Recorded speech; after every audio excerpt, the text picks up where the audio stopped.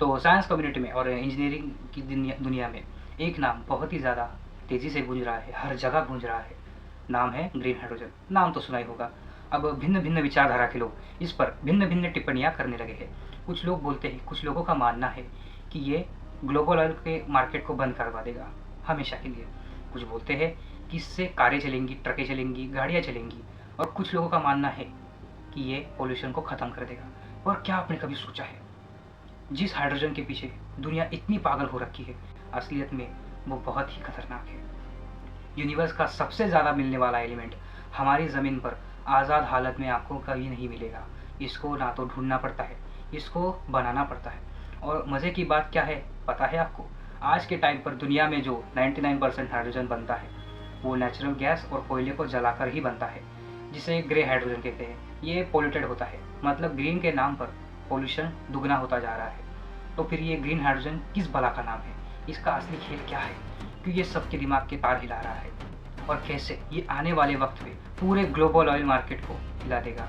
चलिए इसका पूरा एक्सरे स्कैन करते हैं। तो थोड़ा समंदर की गहराई में चलते हैं, मतलब इस टॉपिक की गहराई में चलते हैं। इसके पीछे की कारीगरी को समझने के लिए, इंजीनियरिंग को समझने के लिए।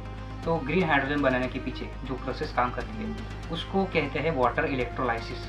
सीधी भाषा में कहे तो पानी के अंदर हाई वोल्टेज बिजली को गुजारो और हाइड्रोजन ऑक्सीजन को अलग कर दो। ये कोई स्कूल के लैब में होने वाला प्रैक्टिकल नहीं है। इंडस्ट्रियल लेवल पर इसको बनाने के लिए एक एडवांस रिएक्टर यूज होता है, जिसे कहते हैं PEM इलेक्ट्रोलाइजर, यानी प्रोटॉन एक्सचेंज मेम्ब्रेन इलेक्ट्रोलाइजर। इस रिएक्टर के अंदर एक स्पेशल हाईटेक मेम्ब्रेन लगी होती है। जब हम पानी को इस रिएक्टर में डालते हैं और इसमें सॉलिड करंट सप्लाई करते हैं तो एनोड पर पानी टूट जाता है, वहाँ बनती है ऑक्सीजन गैस और प्रोटॉन्स। ये मेम्ब्रेन इतनी शातिर होती है कि ये सिर्फ प्रोटॉन्स को ही कैथोड की ओर भेजती है, जाने देती है, जहाँ इलेक्ट्रॉन्स के साथ मिलकर एकदम प्योर गैस तैयार होती है। और सबसे बड़ा ट्विस्ट क्या है आपको पता है? इस पूरे की पूरी प्रोसेस में जो भी बिजली यूज होती है वो हम किसी थर्मल पावर प्लांट से या कोयले को जलाकर नहीं लेते। वो आती है सोलर एनर्जी या विंड पावर से। क्योंकि पावर सोर्स ही एकदम क्लीन है तो इस पूरे प्रोसेस में कोई कार्बन एमिशन और कोई हीट लॉस नहीं हुआ, इसीलिए इसका नामकरण किया गया ग्रीन हाइड्रोजन। पर अगर आपकी बुद्धि भी बहुत शातिर है तो आपने भी सोचा होगा कि अगर सोलर पैनल से बिजली बनाई जा रही है तो उसे डायरेक्ट बैटरी को चार्ज करो और गाड़ियाँ चलाओ, ये पानी तोड़ने का झमेला क्यों है?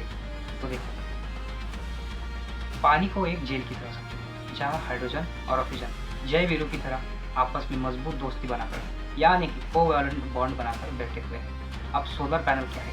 सोलर पैनल एक गब्बर की तरह एंट्री करता है। वो एक भटकती हुई एनर्जी है। सोलर पैनल्स दिन भर धूप में बिजली बना तो सकता है, पर उसको हम स्टोर नहीं कर सकते हमेशा के लिए। मतलब जैसे बिजली बनेगी वैसे यूज़ होगी, बस यही इसका खेल है। अगर बात स्टोर करने की आई तो यहाँ पे लिमिट लगती है, बैटरीज की लिमिट लगती है, और बैटरी जो है धीरे धीरे डिस्चार्ज भी होती है। तो हम क्या करते हैं, हम उस सोलर एनर्जी का एक ज़ोरदार पंच बनाकर पानी की जेल पर मारते हैं और वो दोनों की दोस्ती तोड़ देते हैं। मतलब हाइड्रोजन और ऑक्सीजन की दोस्ती को तोड़ डालते हैं। हाइड्रोजन आज़ाद हो जाता है। पर असलियत में ग्रीन हाइड्रोजन और कुछ नहीं, बस सोलर या किसी भी रिन्यूएबल एनर्जी का एक गैस के रूप में ट्रांसफॉर्मेशन है। जब तक हाइड्रोजन सिलेंडर में बंद है, समझिए सोलर एनर्जी उसके अंदर लॉक्ड है। जब आपको ज़रूरत हो तो हाइड्रोजन को जलाओ, वापस एनर्जी पाओ, और वेस्ट के नाम पर निकलेगा वाटर। मतलब कोई पोल्यूशन और कोई कार्बन एमिशन नहीं। लेकिन अगर सब कुछ इतना परफेक्ट है, सब कुछ इतना आसान है, तो कल से ही ग्रीन हाइड्रोजन यूज़ करना शुरू कर दे? नहीं कर सकते। अब आते हैं ज़मीन पर, मतलब आसमान में जब उड़ रहे हैं, आओ ज़मीन पर। अब यहाँ कुछ लिमिटेशंस लगती है। तो पहला पॉइंट है एफिशिएंसी लॉस। जब आप सोलर से बिजली बनाते हो या फिर इलेक्ट्रोलाइजर में पानी तोड़ते हो तो उस पूरे प्रोसेस में लगभग 30 से 40% एनर्जी हवा में ही गुल हो जाती है, गायब हो जाती है। मतलब आपने अगर मान लो 100 यूनिट बिजली बना दी तो हाइड्रोजन के रूप में आपको सिर्फ 60 से 70 यूनिट ही वापस मिलेगी। दूसरा बड़ा बैरियर है लॉजिस्टिक और स्टोरेज। हाइड्रोजन यूनिवर्स का सबसे हल्का गैस है। इसे स्टोर करने के लिए या तो आपको उसे -253 डिग्री सेल्सियस पर ले जाकर लिक्विड बनाना पड़ेगा, या फिर 700 बार के हाई प्रेशर पर कंप्रेस करना पड़ेगा, जो एक आम मेटल के सिलेंडर को फाड़ के रख देता है। इसको मतलब इसके लिए बहुत ज़्यादा कैपिटल और कॉस्टली इंफ्रास्ट्रक्चर चाहिए। मतलब ये बहुत ही महंगा है। तो फिर अपनी सरकार इस पर क्यों इतना पैसा लगा रही है? क्योंकि हमारा देश जो है हर साल लाखों करोड़ रुपए क्रूड ऑयल मंगवाने में खर्च देता है। अगर हमने ग्रीन हाइड्रोजन के स्टोरेज और इंजीनियरिंग का सोल्यूशन ढूंढ लिया तो मिडल ईस्ट के उन ऑयल किंग्स पर हमारी डिपेंडेंसी हमेशा के लिए खत्म हो सकती है। ये सिर्फ एनवायरनमेंट का मामला या पोल्यूशन का मामला बिल्कुल नहीं है, ये पूरे जियोपॉलिटिक्स और देश के कैपिटल का खेल है। तो देखो, निष्कर्ष बड़ा ही साफ है, सब सारी बातें आपके सामने है। ग्रीन हाइड्रोजन आने वाले कल का फ्यूचर फ्यूल ज़रूर है, इसमें कोई शक नहीं, शक की कोई गुंजाइश नहीं है। पर जब तक हम इसकी कोर प्रॉब्लम्स को सॉल्व नहीं कर देते, जैसे स्टोरेज हो गया, कॉस्टली इंफ्रास्ट्रक्चर हो गया, कॉम्प्लेक्स प्रोसेस हो गया, इन सबको सॉल्व नहीं कर देते, ये सिर्फ थेरीज में पढ़ने को मिलेगा, ये तब तक सिर्फ एक कॉन्सेप्ट है। अगर आपके पास कोई सोल्यूशन है तो आप अपना दिमाग लगा सकते हैं, कमेंट्स में ज़रूर बता सकते हैं।